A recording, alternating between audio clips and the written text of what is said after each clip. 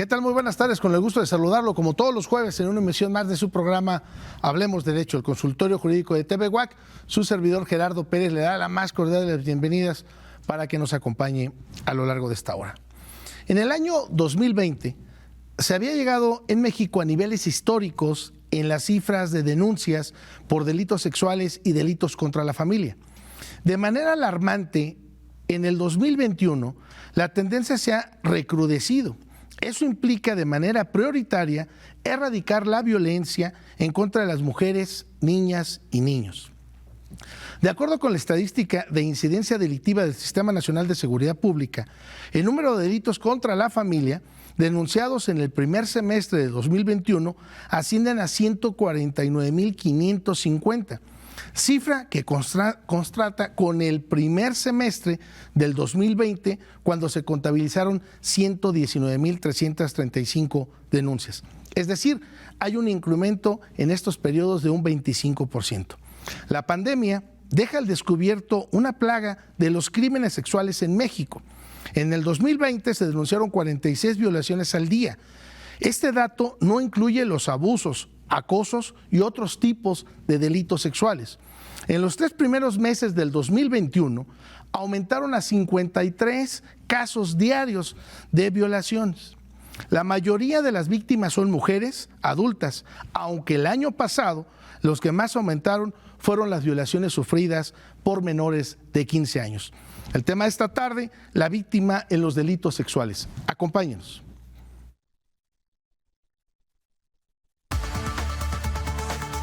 Perspectiva, diálogo, interacción ciudadana. Hablemos Derecho, el consultorio jurídico de TV UAC, con Gerardo Pérez Alvarado y Laura Méndez Olivares. Comenzamos. Licenciada Laura Méndez, muy buenas tardes, con el gusto de saludarte como todos los jueves. ¿Cómo está, licenciada? Igualmente para mí es un placer saludarlo y también dar la bienvenida como cada semana, como cada jueves, a todas las personas que amablemente nos sintonizan y que nos ven por nuestros diferentes medios de comunicación. Aprovecho para recordarles que este episodio se está transmitiendo completamente en vivo a través de la señal de TV UAC en internet y también en televisión abierta, el canal de TV UAC, el 24.1, así como en el sistema Megacable, el 124, el 24 de Axtel, el 14 de Easy, entre otros sistemas de televisión por paga. Además de que nos puede ver a través de nuestras redes sociales. Búsquenos en Facebook y en YouTube como Hablemos Derecho, el consultorio jurídico de TV UAC, así, el nombre completo. Y en estos medios usted va a encontrar contenido que cada semana subimos, ponemos a su disposición este programa completo y también los anteriores. Lo invitamos a que nos siga, ponga me gusta, comparta el contenido. Si hay algún tema relevante que le sea de utilidad, es precisamente esa la labor de este espacio, difundir cultura jurídica de una manera profesional, apoyándonos, por supuesto, de expertos conocedores en cada una de las áreas del derecho. También lo invitamos a que se ponga en contacto, envíenos un mensaje directo a través de Facebook, así como muchas personas nos lo hacen llegar para solicitarnos que hablemos sobre algún tema en específico y nosotros nos damos a la tarea de buscar expertos, juristas que puedan disipar esas dudas recurrentes del público en general. También puede recibir orientación por parte de sus servidores. Si tiene alguna problemática, nosotros con muchísimo gusto podemos orientarlo, canalizarlo a alguna institución pública que pueda ayudarlo en su problema y también con mucho gusto podemos brindarle asesoría jurídica completamente gratuita para ayudarlo en su problemática legal. Pues bueno, fíjense ustedes, estimados amigos televidentes, y amigos, bueno, pues de las redes sociales, porque este programa pues después será transmitido en las redes sociales. Les comento que nuestra invitada que tenemos es una experta conocedora en el derecho penal. Tuvimos la oportunidad, o su servidor tuvo la oportunidad, de que nos diera clase en la maestría en juicios orales y por supuesto, como ustedes a lo mejor lo saben y si no también se los aclaro, que el norte de la República, Nuevo León, Durango, fueron los estados precursores en los sistemas de oralidad, lo que hoy conocemos o en su momento se denominaban juicios orales. Así pues que, pues fíjense ustedes, ya tenemos un buen de tiempo en conocernos, Pues la enorme sensibilidad que tiene nuestra invitada del día de hoy para tocar este tipo de temas, habiendo sido Ministerio Público y hoy defensora pública, adscrita al Tribunal Superior de Justicia ahí por supuesto, de Durango, de donde ella es originaria, a la cual le agradecemos enormemente que nos haya aceptado la invitación. Licenciada Laura Méndez, si puedes presentarle para entrar en tema. Claro que sí, con mucho gusto. Les comento que el día de hoy nos acompaña, por supuesto a la distancia, la maestra Lupita de la Hoya Galindo, y para que la conozcan mejor, les comento que la maestra Lupita es licenciada en Derecho, egresada por parte de la Universidad Juárez del Estado de Durango. También cuenta con una maestría en juicios orales en materia penal por parte de la Universidad Autónoma de Durango. Asimismo, la maestra Lupita ha cursado múltiples y diferentes diplomados, cursos de actualización y especializaciones en materia de sistema acusatorio, mecanismos alternos y mediación penal, y también certificada en menores y adolescentes. También ha cursado diplomados en el área de crecimiento y desarrollo humano. Actualmente está cursando una maestría en psicología. Fue agente investigadora del Ministerio Público, también se desempeña como abogada postulante, defensora pública en el Tribunal de Control y Oralidad en el sistema acusatorio en adultos y menores infractores, y también se desempeña como titular de la Defensoría Pública en el Centro de Justicia para Niños, Niñas y Adolescentes en el Tribunal Superior de Justicia en el Estado de Durango. Estas, entre otras muchas actividades académicas y profesionales, se ha destacado la licenciada Lupita de la Hoya, a quien le agradecemos mucho que haya aceptado la invitación y le damos la bienvenida esta tarde. Maestra, buenas tardes. Muy buenas tardes. Un gusto y un placer siempre será escucharlos. Qué gusto volver a ver al maestro Gerardo Pérez. Efectivamente, hace algunos años tuve la oportunidad de encontrarme en Querétaro y bueno, pues impartimos por ahí unos cursos y para mí es un honor siempre participar en este tipo de programas. Muchas gracias.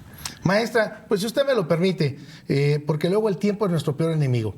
Fíjese usted que me di a la tarea, maestra, de entrar a la estadística del Secretariado Ejecutivo de Seguridad Pública. Ya ve que todos los estados de la República, y digo para todos nuestros televidentes, reportan ahí todos los agentes del Ministerio Público, pues las incidencias delictivas día a día, y por supuesto, si bien es cierto en algunos rubros ha bajado la incidencia delictiva, no así, maestra, en lo que tiene que ver con los delitos del orden sexual. Incluso tengo la estadística del 2015. Por supuesto, si hablamos de la media nacional, desafortunadamente, bueno, algunos estados de la República marcan en rojo, otros, como es el caso de Querétaro, en anaranjado, porque no tienen la incidencia delictiva tan alta, pero estoy hablando de 540 denuncias, por lo menos en el 2019, 2020, estamos hablando de 413, es decir, hay una tendencia, incluso para delitos en concreto. Estoy hablando de delitos del orden sexual, pero si ya empezamos a desmenuzar los delitos desde incumplimiento de obligaciones, abusos sexuales, estupro, violación, pues maestra, estos verdaderamente que a raíz de la pandemia, el año 2020 y 2021, se incrementaron. Para entrar en temas, si usted me lo permite, maestra, ¿cuál es la visión que usted tiene? ¿Cómo visualiza esta problemática? Y en su estado, ¿cómo lo visualiza? También es importante. Sí, muchas gracias. Mire, efectivamente, el tema de la pandemia ha sido un problema en todas partes. El delito de abuso sexual considero que es el más insidioso, es el que más se recurre. A nivel mundial, este es un gran problema. Todos los días hay casos traumáticos, sobre todo en los niños.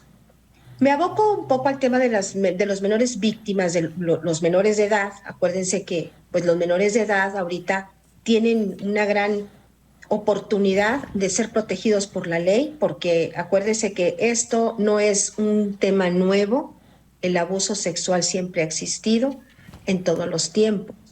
Y desafortunadamente podemos observar en la vida práctica que efectivamente el delito de abuso sexual se ha incrementado, y no solamente el abuso sexual, simplemente cualquier tipo otro de delito sexual, cualquier delito que incurra en menores de edad, háblese de violación, violación equiparada, de estupro. Bueno, es una serie de situaciones más que de otro delito común, ¿verdad? No es tan común ver que a un niño lo asalten o que lo roben, es un abuso sobre todo a la integridad física, sobre todo a la intimidad sexual. Entonces, el tema que tenemos en Durango, como en otros estados de la República, la pandemia ha sido un indicador muy fuerte. Y lo que observo es algo que me parece importante difundirlo todo este año y el año que terminó y en estos inicios de este año. Siempre he tratado de buscar espacios como este, en el cual podamos prevenir estas cosas tan terribles que están pasando en los niños, como lo es evitar el abuso sexual, cualquier delito sexual. Esa es la tarea. Pero lo que observo es en casa, maestro. Los papás tenemos que ponernos las pilas, como luego decimos. No podemos dejar esto en manos solamente de la autoridad. Nuestra autoridad no es una autoridad preventiva. Desafortunadamente van a actuar cuando ya ha llegado un caso de estos, que tendrá que pasar, bueno, pues a integrarse a una carpeta de investigación y aumentar la estadística, que es mucha. Y entonces la cuestión debemos de empezar en casa. Considero que es muy importante la intervención de los padres de familia. El Sistema Integral de Protección para Niños, Niñas y Adolescentes podrá interponer cualquier tipo de situación, protocolos, leyes más altas, proponer legislación, a los diputados, ¿verdad? Como ya lo han estado marcando, prisión preventiva oficiosa. Pero mientras no tengamos una educación sexual en casa, el problema no es tan fácil. El problema sigue subiendo, los casos siguen aumentando y considero, y a lo que yo he observado en la práctica, es precisamente que los padres no estamos viendo indicadores. Esos indicadores que nos permitan observar a nuestros hijos. Vivimos con una cultura yo le llamo cultura del correcaminos, corremos para todas partes, encargamos a los niños, a los pequeños, en cualquier lugar, a veces con la vecina, o contratamos personas que no sabemos de dónde vienen, y ahí es donde empieza el problema.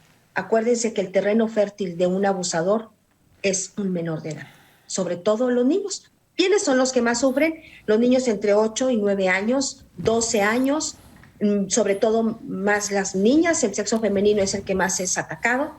Y lo triste de este asunto es que el abusador está muy cerca. Es papá, abuelo, padrastro, y luego le viene, después del padrastro puede ser el vecino, cualquier otra persona. Entonces, los indicadores están en casa, maestro. Ahí es donde considero que debemos empezar en la prevención. Fíjense que aborda un tema muy importante, maestra, en lo que tiene que ver con menores, porque efectivamente, como lo habíamos comentado en la introducción, si bien es cierto el delito los delitos de orden sexual, pues se daban también con mayores. En el último año, maestra, se recrudecieron con menores de 8 a 15 años de edad. Complicado, sí, muy complicado, porque es una problemática, repito, no única y exclusivamente del estado de Querétaro, no única y exclusivamente del estado de Durango, no, es una problemática a nivel nacional. Ese es el gran problema. Aquí, maestra, me gustaría a mí pues ir enfocando pues por supuesto el tema jurídico desde la visión, maestra, en donde nos puedan escuchar padres de familia, nos puedan escuchar hermanos mayores o nos puedan escuchar la familia, y que pueda percatarse, maestra, la persona, el padre de familia, repito, subrayo, padre de familia, ¿qué signos debo notar? ¿Cuáles son las características que yo me voy a percatar como padre de que mi hijo tiene algún problema, maestra? Porque en muchas ocasiones lo vemos, lo conocemos, que pues en la entrevista que se hace con menores, por supuesto que a veces se enteran otras personas primero que tu círculo primario, que es la familia. Y de ahí, repito, pues se hacen las denuncias en el trabajo social en la escuela, con los maestros en la escuela. Y es ahí donde incluso el menor ya es presentado ante una agencia especializada en delitos sexuales y del orden familiar, y después se enteran los padres. Pero no menos importante, ¿cuál es el papel? Entonces me gustaría abordar estas dos preguntas, maestra. ¿Cuál es el papel? Sí, claro, que son muy importantes. Exacto. ¿Cuál es el papel que juega la víctima? ¿Cómo se lleva el acompañamiento? ¿Qué tengo que hacer? Y dos, como padre, ¿cómo me puedo percatar de que mi hijo está viviendo, sufriendo una situación de abuso sexual? Adelante, maestra. Toma dos cosas muy importantes. La primera, como decimos, el tema de casa. Tenemos que hablar con los hijos, tenemos que quitarnos esos tabúes, tener esa comunicación. Hay que saber llegarle al corazón a los niños. A los niños tenemos que prepararlos y decirles que nadie puede tocar su cuerpo. Y llamémosle a las partes íntimas por su nombre. Nadie puede tocar tu vagina, nadie puede tocar tu pene. Tus partes del cuerpo son tuyas. Los niños por naturaleza y todo el ser humano por naturaleza podemos ir distinguiendo los detalles que no son propios. Cuando un niño siente algo que no le es agradable, por naturaleza, y los psicólogos y expertos han manifestado que efectivamente es un indicador que el niño rechaza. Entonces, lo primero que tenemos que hacer es informarle a los niños que nadie tiene derecho a tocar su cuerpo. Y tenemos que hacer claros, no tenemos por qué rodear y evitar hablar de esos temas, porque es el gran problema. Desafortunadamente, a nosotros cuando éramos niños no nos tocaban esos temas, nuestros papás tenían cierto recato, pero no existía esto tan grave como es ahora. Algo que también es muy importante es observar lo que los niños están viendo, las redes sociales, que más adelante quiero tocar un poquito eso.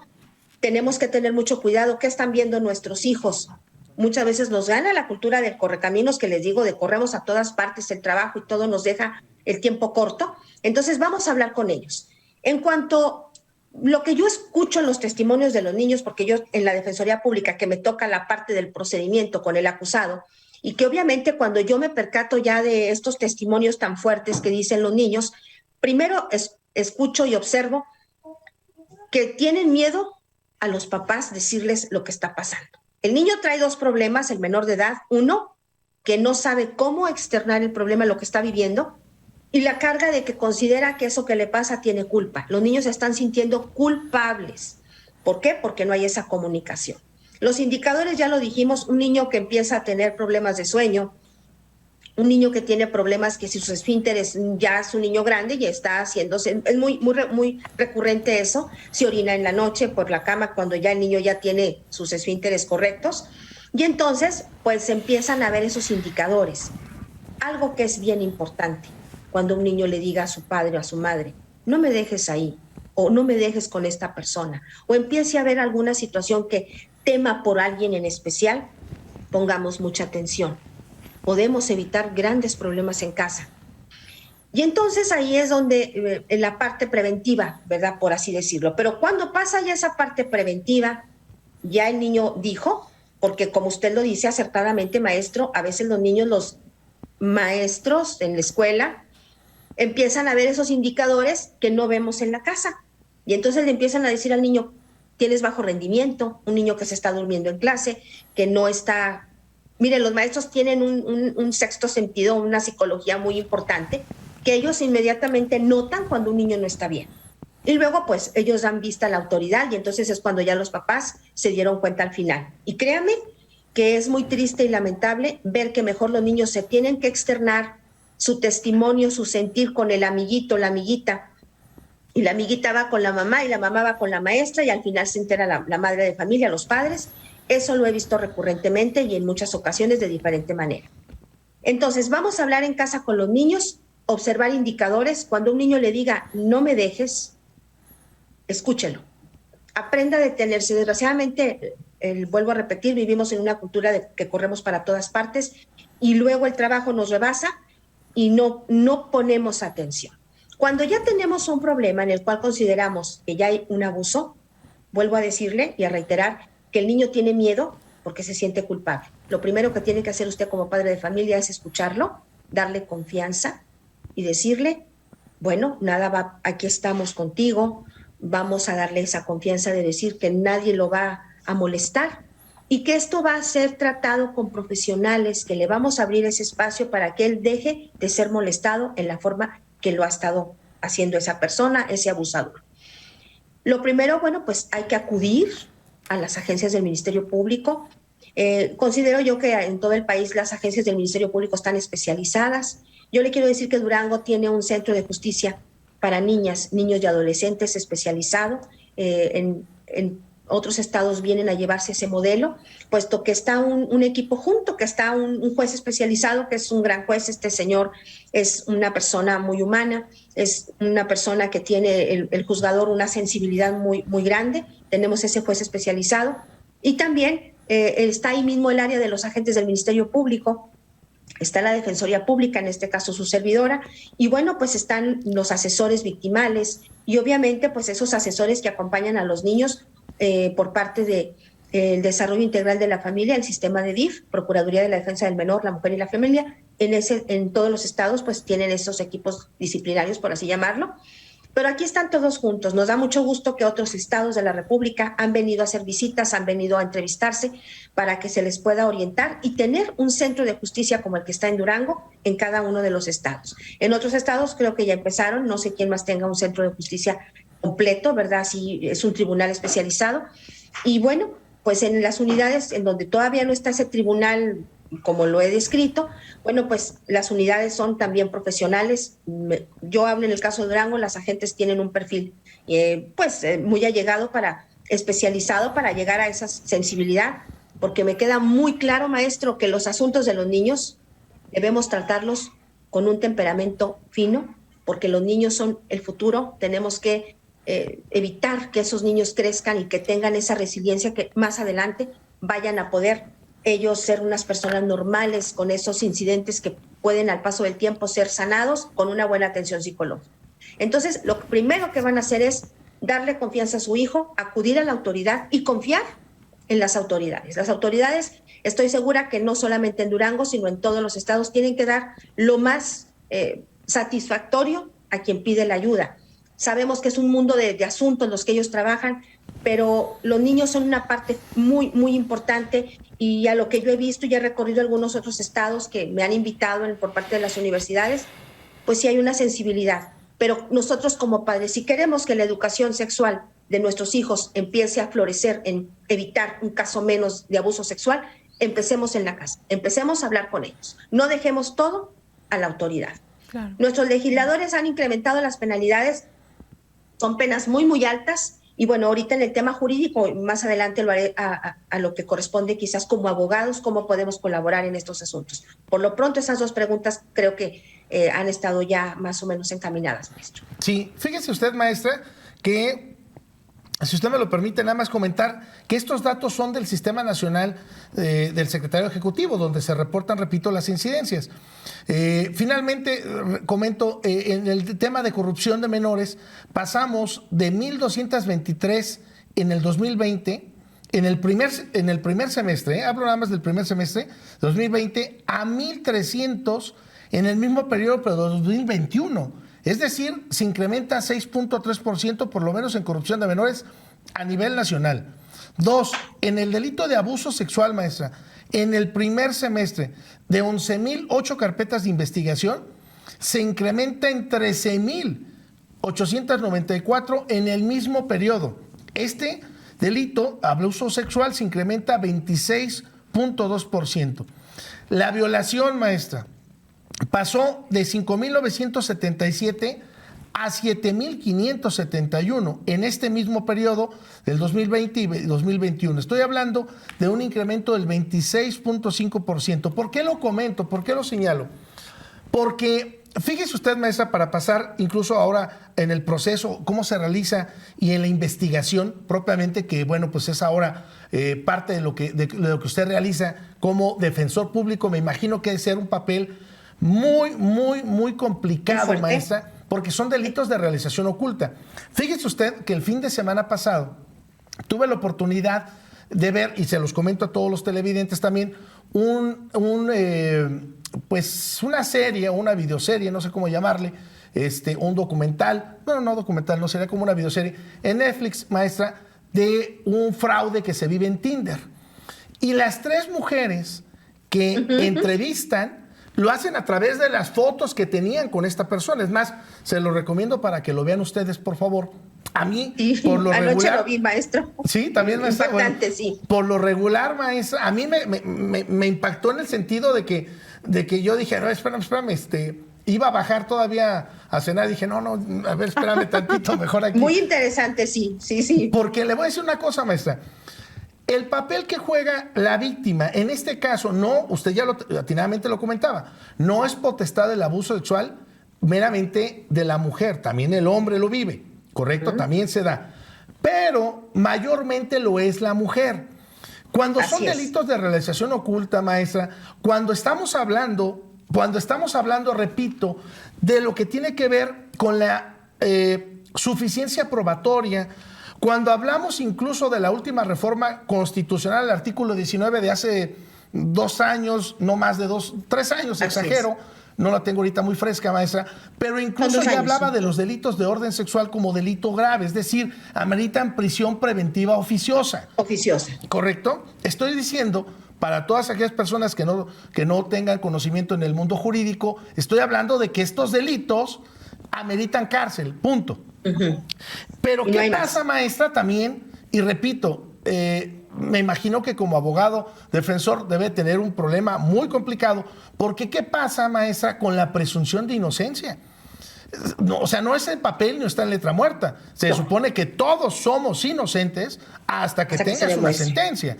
Luego, entonces, ¿qué pasa con la presunción de inocencia? ¿Qué pasa si esta pruebas o estos medios de prueba, el MP no prueba bien el hecho, hay vicios en la información y hay una insuficiencia probatoria? Verdaderamente sería muy lamentable absolver a una persona por este tipo de delitos, maestra. ¿Cómo es entonces el proceso y cómo se realiza esta fase de investigación? Maestra, si tenemos que interrumpirla porque nos quedan 3 minutitos para irnos a la pausa. Rápidamente. Para irnos a la pausa, regresamos con este punto, pero me gustaría ir empezando a desencadenar desarrollar este tema. Las denuncias, desde el momento en que se integra una carpeta de investigación, el Ministerio Público en este tipo de delitos es muy hábil. No hay tardanza, lo veo porque los tengo muy cerca. Entonces, se integra en la carpeta de investigación. Obviamente, el señalamiento directo, como usted lo dice, son delitos a veces ocultos, la mayoría de pues casi todos. Y entonces, inmediatamente se abocan a la investigación. ¿Qué sucede? Inmediatamente judicializan, lo ponen a disposición del juez. Recordemos que en la etapa de investigación requerimos datos mínimos. La prisión preventiva es ahora sí que, como decimos los abogados, de cajón, ¿verdad? No hay otra medida cautelar que pueda garantizar la comparecencia del imputado por la gravedad de los hechos. Entonces, aquí lo más importante es precisamente darle espacio al Ministerio Público que realice su trabajo correctamente. ¿Qué pasa con la presunción de inocencia? Pues en estos delitos no lo veo. Yo he tenido que enfrentarme a varios procesos, muchísimos procesos. He llevado en los últimos meses también varios juicios orales que he tenido. Aquí ahora sí que depende mucho la óptica del defensor. En este caso, el defensor tiene que ver las cosas de otro punto de vista. Tenemos que tener mucho cuidado con los menores. ¿Qué pasa en la etapa de investigación? Bueno, pasamos a la etapa intermedia donde consideramos que ya la investigación va más avanzada. Recordemos que en la etapa de investigación son datos, en la etapa intermedia, bueno, ya son medios de prueba. Pero lo más interesante de todo esto es que en la etapa de juicio oral, pues ahí es donde esa carpeta ya no está en escrito y es una carpeta donde la habilidad del Ministerio Público y del defensor tienen que ir de la mano.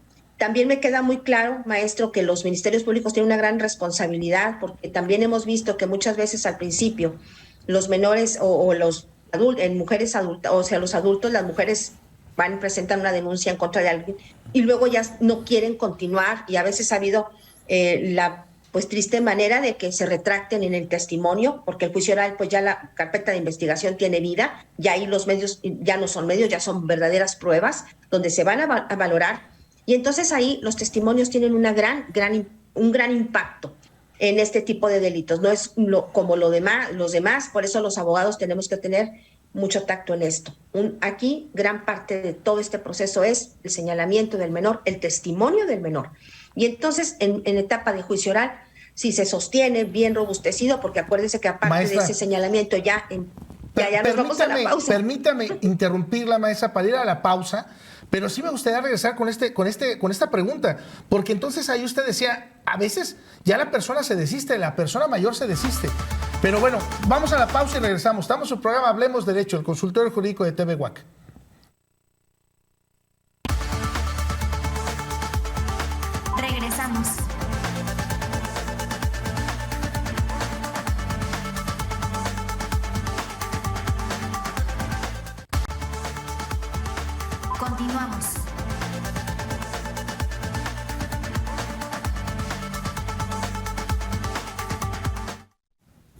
Ya estamos de regreso completamente en vivo, transmitiendo desde el corazón de esta ciudad, de esta bella ciudad de Querétaro, Santiago de Querétaro, aquí en la universidad, en el Cerro de las Campanas, en la Universidad Autónoma de Querétaro. Nos hace favor de acompañar a la distancia la maestra Lupita de la Hoya, con quien estamos hablando del tema de la víctima en los delitos sexuales. Y antes de irnos a la pausa, había dejado por ahí una pregunta inquietante con nuestra invitada. Pues sí, bien es cierto el papel que juega la víctima, por supuesto, pero en esta relación de poder que comentaba nuestra invitada y que incluso señalaba que es una de las problemáticas que se viven en el juicio, en donde la persona denuncia y después se desiste o simple y sencillamente ya no le da seguimiento. ¿Qué pasa con este tipo de valor? ¿Qué valor le debemos de dar a la víctima? ¿Es creíble o no es creíble? Yo de entrada diría, ¿por qué no creerle? ¿No? ¿Por qué no creerle? Pero pues a veces, en muchas ocasiones, nos hemos dado cuenta en el ejercicio de la práctica profesional que a veces abusamos la gente o las supuestas víctimas por generar un problema familiar o incluso por pelearse la custodia de los hijos. El papá se lleva al menor, no se diga mujer, y resulta que cuando le estaba limpiando, pues le irritó ahí su vagina, y resulta que dice, es que abusó el papá del niño. Y no es así, este tipo de problemáticas se dan. Maestra, si pudiéramos ir desarrollando este bloque, por favor, adelante. Y fíjese que eso es muy, muy importante, prácticamente ahí se desarrolla todo lo que es en delitos de esta naturaleza.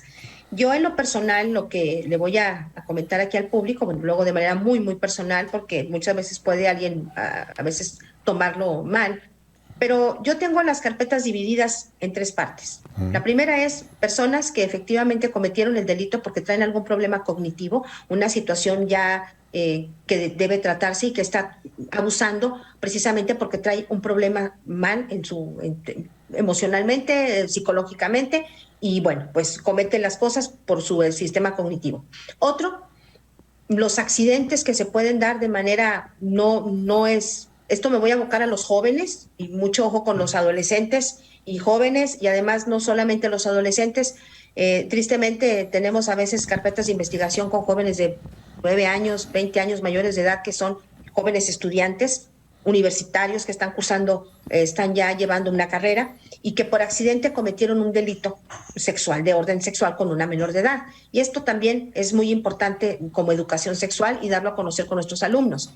Y otra carpeta donde efectivamente se toca ahí mujeres que por alguna razón están resentidas, tienen problemas, y entonces pues la forma más sencilla es presentar una denuncia porque dice que al hijo lo tocan, a la niña la tocan, y entonces pues ahí es donde se desvanece, por ejemplo, el tumbar un señalamiento directo ya en juicio oral, ¿verdad? Cuando ya pasaron todo ese recorrido. En los últimos meses he tenido varios juicios orales que se han llevado con sentencias absolutorias continuamente.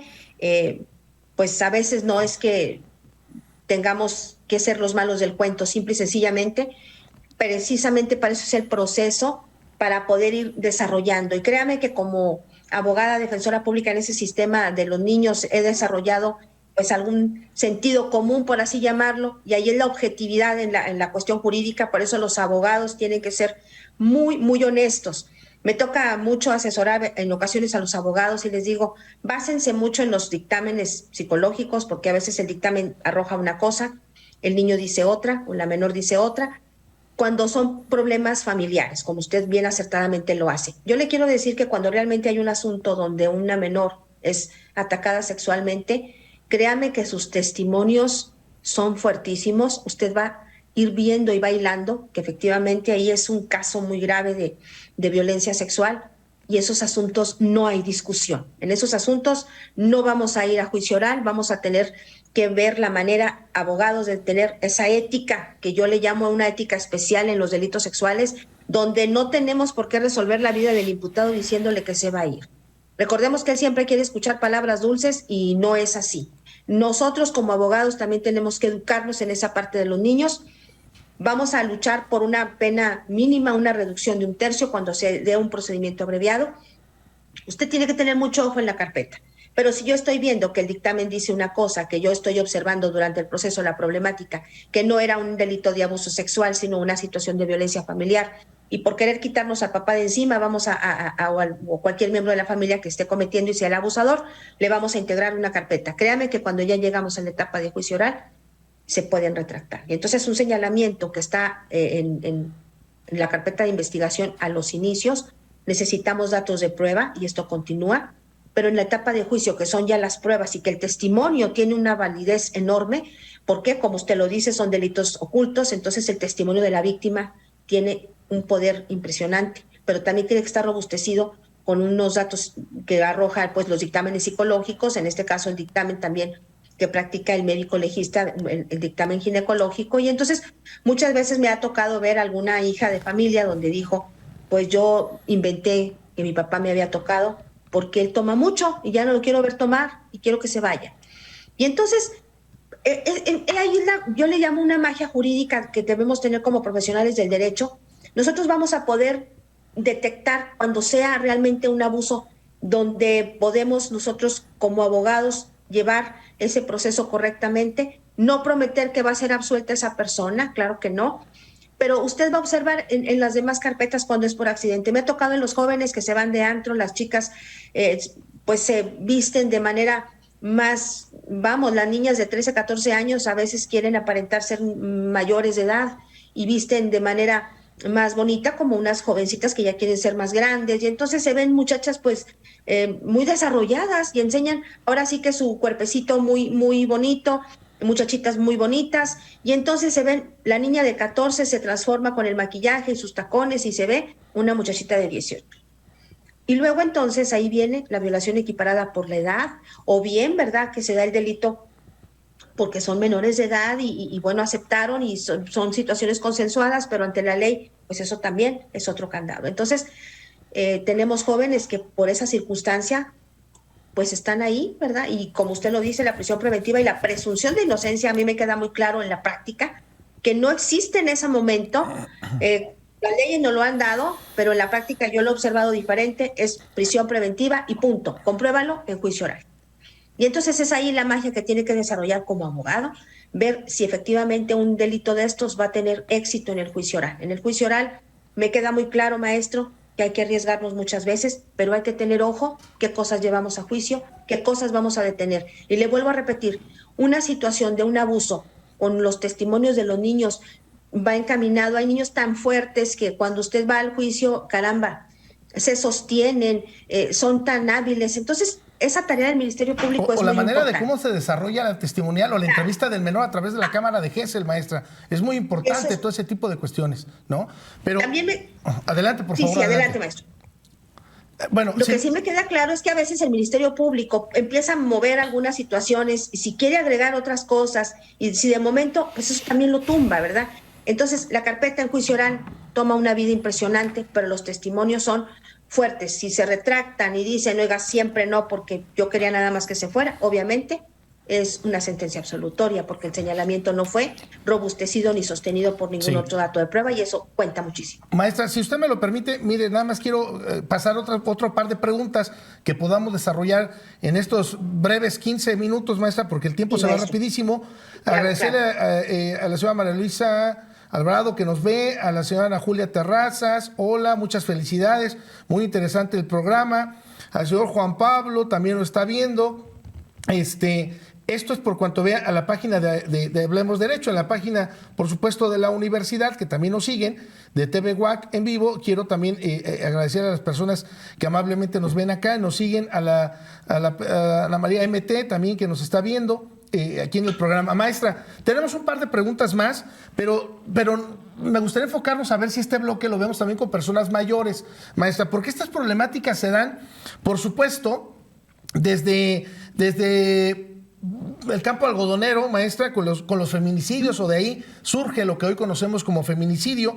Ya lo señalaba la Corte Interamericana cuando sanciona a México, y también, no menos importante, con los asuntos del caso Atenco. Pero, ¿qué pasa con las personas mayores? Y con los menores a veces es muy complicado, maestra. ¿No será, pues, como lo señala luego el eslogan de los feministas, que dicen, yo sí te creo, de que muchas personas mayores tengan temor también a denunciar o se sientan vulneradas por aquella amenaza, o que efectivamente aceptaron tener esta cópula porque los amenazaron, porque tenían temor de que filtraran algunos videos que tenía esta persona, etcétera, etcétera. Pero, licenciada Laura Méndez, si podemos pasar a las preguntas que tenemos del público.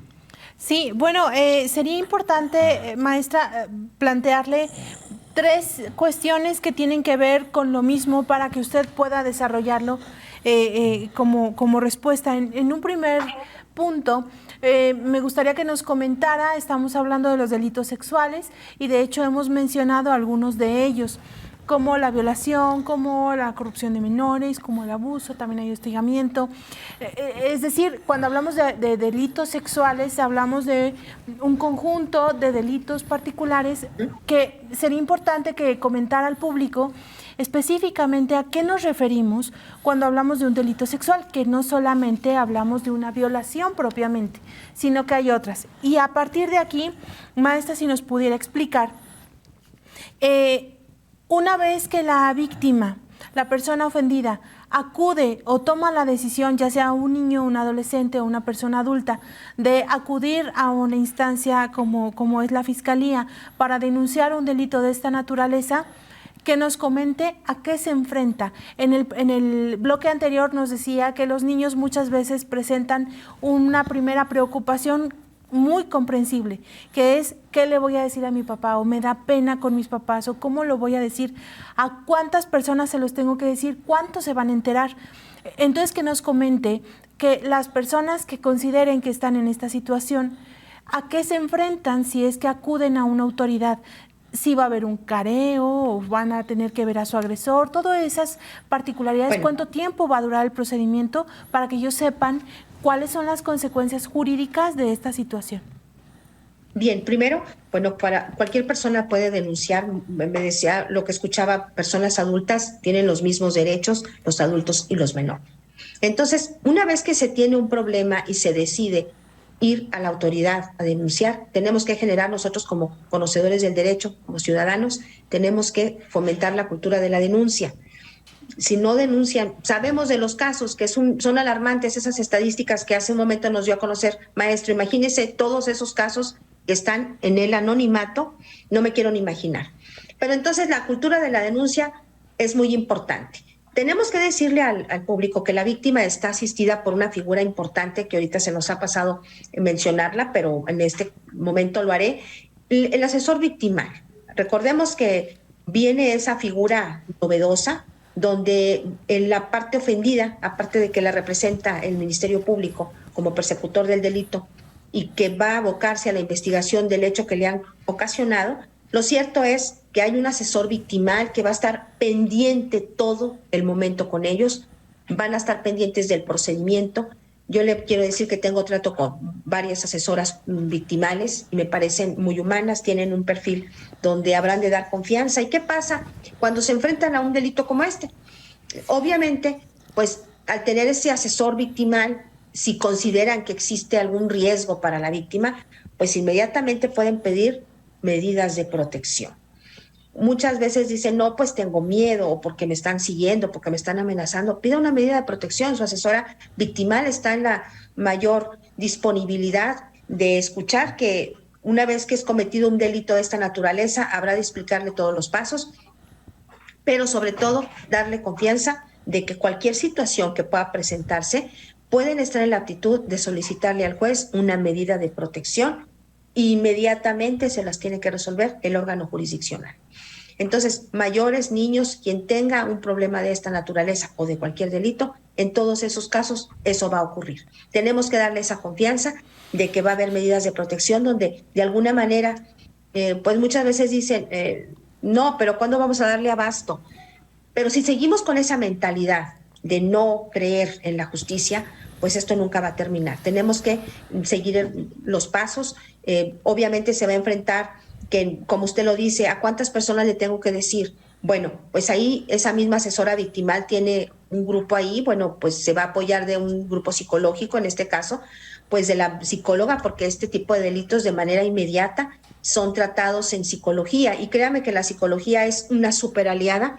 Por ello, en la actualidad me encuentro estudiando este tipo de diplomados psicológicos, incluso ya eso nos viene a favorecer para poder entender porque vuelvo a reiterar, los delitos sexuales están en un espacio totalmente disperso y diferente a lo que es los delitos normal que maneja el Código Penal. Pero entonces habremos de darle ese apoyo psicológico, y créame que cuando reciben ese apoyo psicológico de manera, ya sea de manera personal, hay personas que tienen la oportunidad y los medios para poder acudir a un psicólogo, bueno, pues lo puede hacer todavía mejor, pero si no los tiene, la misma asesora victimal tiene la obligación de darle vista para que pueda ese organismo que tiene a su lado, que es un equipo disciplinario que en todos los lugares donde se van a prevenir estos delitos y se imparte justicia, pues sí están por ahí los psicólogos, que en esta nueva ola del derecho tienen una gran relevancia. Los psicólogos ahora están especializándose en los delitos sexuales, en donde habrá de darle confianza a la víctima y le va a quitar esa carga emocional, porque gran parte de todo esto, para que pueda enfrentar un procedimiento, yo he visto niños que cuando llegan con una situación tan tremenda y al momento de que han recibido esa información psicológica, vemos niños fuertes y fortalecidos,